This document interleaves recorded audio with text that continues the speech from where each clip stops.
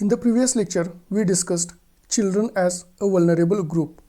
In this lecture, we will discuss elderly person as a vulnerable group, and we will examine the human rights violations faced by the elderly. Now first of all, let us define the elderly. The elderly can be defined as the persons in the age group 60 or above. The elderly are also called as the senior citizens. As per 2011's census, there are 104 million elderly persons in India, and as per the United Nations Population Fund report, the number of elderly are expected to grow to 173 million by 2026. In India, the population census is conducted every 10 years. So you will be able to know the exact percentage of the elderly in the population only after the 2021's census, which will be held in next year. Now let us examine the nature of human rights violations faced by the elderly.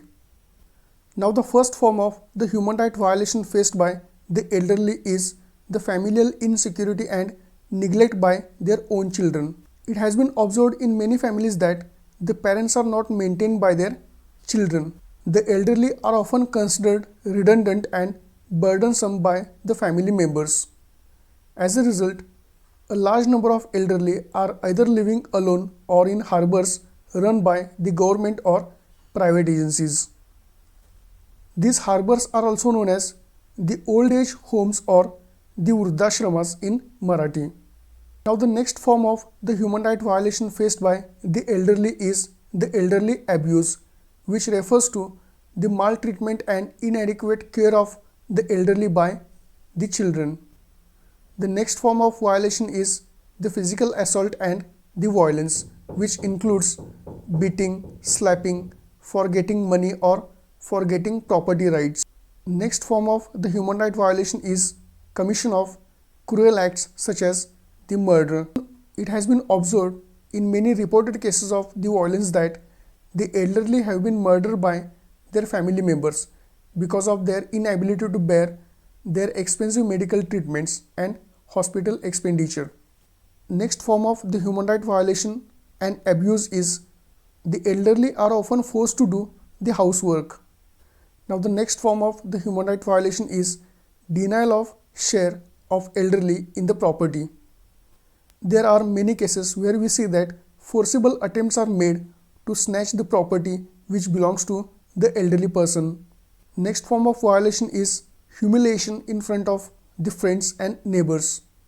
The elderly are often insulted and humiliated by their own children because of their old age, or because they tend to forget things, or because they commit some casual mistakes. Nowadays we see that there has been steep increase in the crimes committed against the elderly persons, and because of this the Government of India has enacted the Maintenance of the Parents and Senior Citizens Act in the year 2007 so as to curb the violence against elderly and protect their rights from getting abused. Now this is the news from the state of Goa, that the complaints by the senior citizens are taken lightly by the police stations, and because of this the government of Goa has issued internal circular to the police station heads across Goa warning personnel against taking cases related to senior citizens lightly. The Goa government issued this circular referring to the recent case of an 88-year-old woman from Vasco who was physically tortured by her daughter-in-law. So through such incidences we can understand that even there is lethargic attitude on behalf of the police officials towards the complaints of the elderly citizens. This is another news from the Economic Times. The share of the population over age 60 in India is projected to increase to 20% in 2050 according to United Nations.